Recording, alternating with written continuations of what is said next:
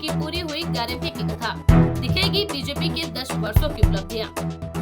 जी हाँ, जनता के मन में प्रधानमंत्री नरेंद्र मोदी अपनी गारंटी के जरिए विश्वास भरने का जो प्रयास कर रहे हैं, उसे अब लोकसभा चुनाव अभियान के रूप में जन जन तक पहुंचाने की भाजपा तैयारी कर रही है। इसके लिए सिर्फ भविष्य के वादों का ही सहारा नहीं है, बल्कि भाजपा ने मोदी सरकार के 10 वर्षों में पूरे किए गए वादों और उपलब्धियों को तराने में पिरोते हुए सपने नहीं हकीकत बुनते हैं।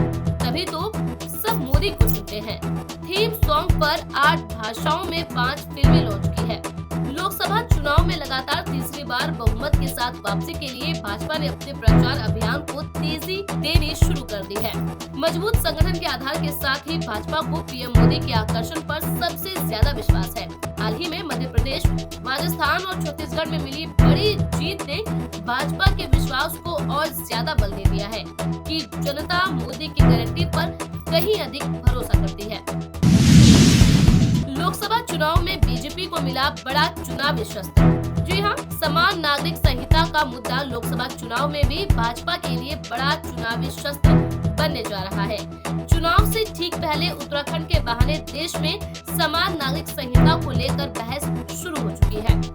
इसे सिर्फ हिंदू मतों के ध्रुवीकरण से जोड़कर ही नहीं देखा जा रहा, बल्कि मुस्लिम समुदाय का एक वर्ग, विशेषकर महिलाएं, समान नागरिक संहिता के पक्ष में दिखाई दे रही हैं। 3 तलाक के बाद अल्पसंख्यक समुदाय में कुप्रथा से निजात दिलाने के लिए इस कदम को भाजपा अपने लिए अनुकूल मान रही है। समान नागरिक संहिता भाजपा के चुनावी एजेंडे के शीर्ष बिंदुओं में सम्मिलित रहा है। उत्तराखंड में समान नागरिक संहिता की दिशा में पहल कर सत्तारूढ़ पार्टी ने प्रदेश ही नहीं देश में भी अपने एजेंडे को लेकर स्पष्टीकरण दे दिया है। आम लोगों की तरह जेल में सजा भुगतना चाहती है इमरान खान की पत्नी बुशरा।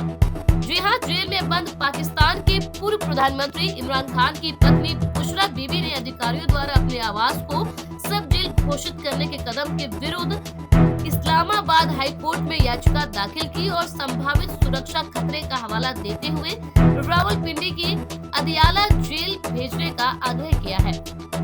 जवाबदेही अदालत ने पिछले सप्ताह इमरान और उनकी पत्नी को तोशाखाना भ्रष्टाचार मामले में 14 साल जेल की सजा सुनाई है। इसके बाद 49 वर्षीय बुशरा को इमरान के बानी गाला निवास में कैद कर दिया गया। पाकिस्तान तहरीक-ए-इंसाफ पीटीआई संस्थापक इमरान अदियाला जेल में बंद है। अपनी याचिका में बुशरा ने कहा कि अपने निवास को सब जेल घोषित करने की जगह वे अदियाला के सामान्य जेल में सजा भुगतने के लिए तैयार हैं। इसका कारण यह है कि वे सब जेल में अकेले स्वयं को सुरक्षित नहीं अनुभव कर रही है। पवार के पावर को चुनाव आयोग से मिला झटका, भतीजे अजीत को मिला एनसीपी का ठप्पा। जी हाँ, पार्टी पर दावे की लड़ाई में शरद पवार को बड़ा झटका लगा है। लंबी सुनवाई के बाद चुनाव आयोग ने भतीजे अजीत पवार के गुट को असली राष्ट्रवादी कांग्रेस पार्टी यानी एनसीपी करार दिया है। साथ ही उन्हें ही पार्टी का नाम और चुनाव चिन्ह घड़ी दोनों देने का फैसला सुनाया है। इसके साथ ही शरद पवार से पार्टी के लिए अपना नया नाम बुधवार को 3 बजे तक 3 विकल्पों के साथ मुहैया कराने को कहा गया है। शरद पवार और अजित पवार के बीच चल रही लड़ाई को लेकर यह फैसला 6 महीने से ज्यादा समय से करीब 10 सुनवाई के बाद आया है, जिसमें आयोग ने दोनों ही पक्षों से पार्टी के अपने अधिकारों को लेकर सबूत पेश करने को कहा था। इस दौरान दोनों ही पक्षों ने अपने अपने पक्ष में विधायकों, सांसदों और पदाधिकारियों के शपथ पत्र सौंपे थे। खुद को शेर का बेटा कहते हैं तो माफी क्यों मांगी?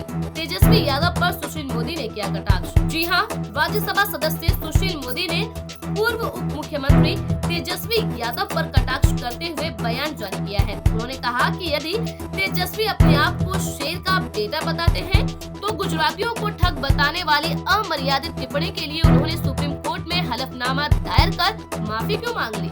मोदी ने कहा, विधानसभा की सदस्यता समाप्त होने के डर से तेजस्वी ने भी राहुल गांधी की तरह लिखित क्षमा याचना कर अपनी गर्दन बचा ली है।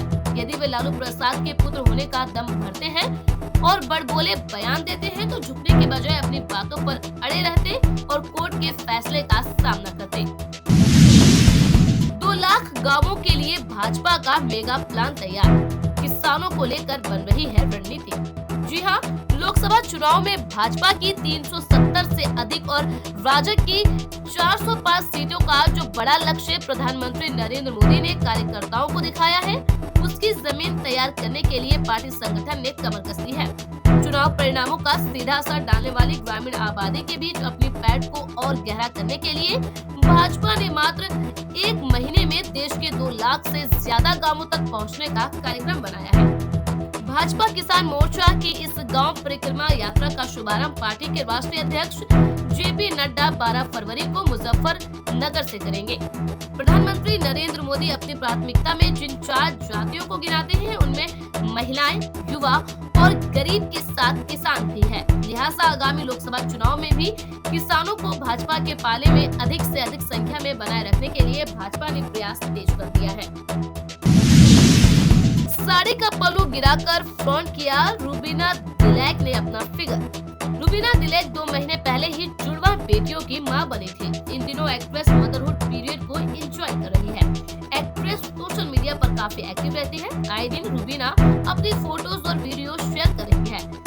अब एक्ट्रेस ने अपनी कुछ नई फोटोज शेयर की है जो लोगों को बेहद पसंद आ रही है। मां बनने के बाद रूबीना दिलैक एक बार फिर से अपने वर्क मोड में आ चुकी है। एक्ट्रेस पिछले कुछ दिनों से लगातार फोटो शूट करवा रही है। हाल ही में रूबीना ने अपना एंजल लुक शेयर किया है। तो वहीं रूबीना ने इंस्टाग्राम पर अपना साड़ी अवतार दिखाया। साड़ी पहनकर ही अब उन्होंने सोशल मीडिया पर आग लगा